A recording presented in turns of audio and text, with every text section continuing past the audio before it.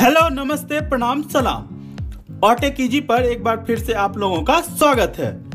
भैया जी, आज ना हम आपको दीदी की, भैया की, चाचा की, फूफा की, जीजा की, भौजी की, यानी कि देश के आम आदमी के कार के जन्म के बारे में ऐसी कहानी बताएंगे ना जो अब तक आप लोगों ने ना सुने होंगे और ना ही देखे होंगे।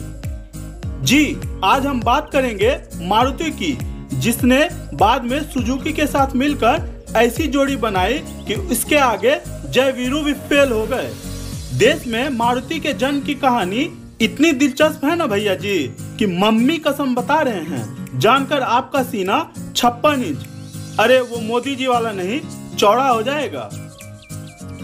भैया भौजी, चचा फूफा, आप लोगों के घर के गैरेज में जो आज ऑल्टो और मारुति 800 कार खड़ी है ना, ये दोनों मारुति के ऐसे दो औलाद हैं जिन्होंने अपने जनक को देश में वो नाम दिलाया है जो एक बेटा IAS बनने के बाद समाज में अपने बाप को दिलाता है। चलिए भैया जी, अब बिना कोई बकलोली किए मारुति के जन्म की कहानी आप लोगों को सुनाते हैं। और सुनिए, आपको अपने फूफा जी की कसम है, वीडियो को पूरा देखिएगा और मजा नहीं आए तो इससे उनका हर्जाना मांग लीजिएगा। मारुति के बनने की शुरुआत उस वक्त हुई थी जब देश की मौजूदा प्रधानमंत्री इंदिरा गांधी को लगने लगा था कि ये देश उनके पिताजी का शादी में दिया हुआ गिफ्ट है। देखिए भैया जी, मारुति के जन्म में कांग्रेस पार्टी और इंदिरा गांधी के छोटे बेटे संजय गांधी की अहम भूमिका है।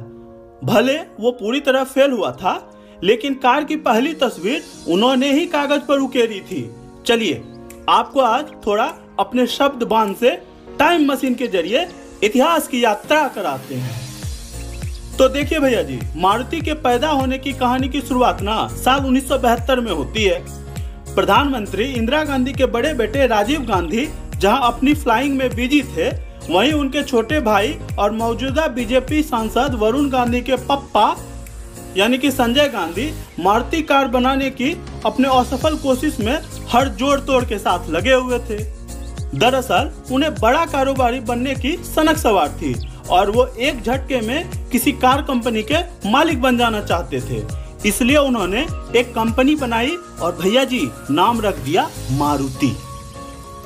अपनी मां पर रौब झाड़ने वाले संजय गांधी लाख कोशिशों के बाद भी मारुति का एक मॉडल नहीं बना पाए। इसके लिए उनके पास कोई तकनीकी काबिलियत थी ही नहीं।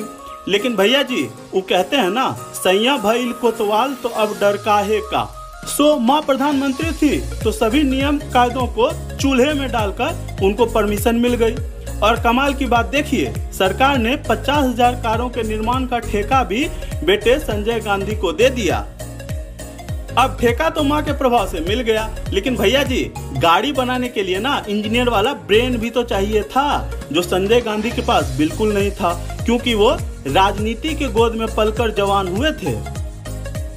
सभी सरकारी सुविधा और लाइसेंस मिलने के बाद भी इंदिरा गांधी के छोटे नवाब संजय गांधी गाड़ी का पहला मॉडल बनाने में नील बटे सन्नाटा, अरे मतलब फेल हो गए। मॉडल और तकनीक में फेल होने पर संजय गांधी विपक्ष के निशाने पर थे और अपने हर फैसले की वजह से इंदिरा गांधी की परेशानी बढ़ा रहे थे। अब दूसरा कांड तब हुआ जब इंदिरा गांधी के बड़े बेटे राजीव गांधी विदेश गए और लौटे तो पता चला कि उनके चालू भाई संजय गांधी ने उनकी पत्नी और अपनी भौजाई सोनिया गांधी को मारुति जैसे विवादित और असफल कंपनी में कागजों पर साझीदार बना लिया। मतलब फर्जीवाड़ा उस वक्त भी था। दस्तावेजों में कंपनी की हिस्सेदारी के साथ ही वेतन लेने और सुविधा और भत्ता देने जैसे पेपरों पर भी उनसे हस्ताक्षर करवा लिए। बड़का भैया ये जानकर एकदम बवाल काटती है और अपने छोटे भाई को, भौजी को, अरे मतलब सोनिया गांधी को इन चीजों से दूर रखने की हिदायत दी। जब संजय गांधी अपनी माँ की नहीं सुनते थे तो भाई कौन सी खेत का मूली था। बढ़ते कर्ज के बोझ तले संजय गांधी ने जैसे तैसे घसीट घसीट कर भैया जी पहला डिब्बा, अरे मतलब उनकी नजर में कार तैयार किया और अपनी भौजाई सोनिया गांधी को उसमें सवारी कराने लगे। असल में ससुरा वो कार नहीं, जलता हुआ भट्ठी तैयार हुआ था। उनकी भौजी सोनिया गांधी जब टेस्ट ड्राइव के लिए पहुंची तो जो कार बनाए गए थे ना उसके दरवाजे तक बंद नहीं हो रहे थे और रफ्तार बढ़ाने के बाद कार का इंजन इतना गर्म हो गया कि साला उसमें चिकन रख देते ना तो तंदूरी चिकन बन जाता। उनकी भौजाई सोनिया गांधी इस टेस्ट ड्राइव के बाद थर-थर कांपने लगी। बड़का भैया राजीव गांधी को जब पता चला ना तो एक बार फिर अपने छोटका पर खूब आग बबूला हुए। भैया जी, देश की पहली कार बनाने की इस कोशिश में 10 साल बीत गए और लोगों के हाथ लगा क्या? लड्डू। अरे मतलब ये हुआ कि लाख मेहनत के बाद भी जब पहली कार पूरी तरह फेल हो गई तो भारत सरकार को समझ में आया कि भैया ये सिर्फ अपने बस की बात नहीं है और इसमें विदेशी कंपनी की मदद लेनी ही पड़ेगी। तब तक 80 का दौर आ चुका था। भैया भौजी, भारत सरकार ने कार बनाने के लिए जापान की कंपनी से समझौता किया जिसका नाम था सुजुकी। अब दोनों देशों के साठगांठ में जो कंपनी बनी उसका नाम रखा गया मारुति सुजुकी और गुड़गांव में कंपनी की पहली प्लांट लगाई गई। भैया जी, इसके बाद मारुति सुजुकी ने अगले 2 सालों में करीब 40,000 बनी बनाई गाड़ियां जापान से मंगवाई और लोगों के बीच उसकी लोकप्रियता बढ़ने पर उनके कल पुर्जे यही गुड़गांव में बनाने लगी। इसी दौरान देश को मारुति सुजुकी की तरफ से पहली स्वदेश निर्मित गाड़ी मारुति वैन मिली। अरे वही जो 90 के दशक में आप फिल्मों में किसी को उठाने मतलब किडनैप करने के लिए इस्तेमाल होते हुए देख चुके हैं। इसके बाद मारुति सुजुकी ने देश में ही मारुति जिप्सी का निर्माण किया जिसका सबसे मुख्य खरीदार भारतीय सेना बनी। भैया जी, कांग्रेस के हाथों से आजाद होने के बाद कभी इस कंपनी ने पीछे मुड़कर नहीं देखा और मारुति 800 के निर्माण के साथ ही इस कंपनी को हर भारतीय के घर और गैरेज तक पहुंचा दिया, जिसके बाद देश में कार मतलब मारुति सुजुकी हो गई। भैया जी, अब बहुत ज्ञान दे दिए, बस एक तो आखिरी बात सुन लीजिए प्लीज।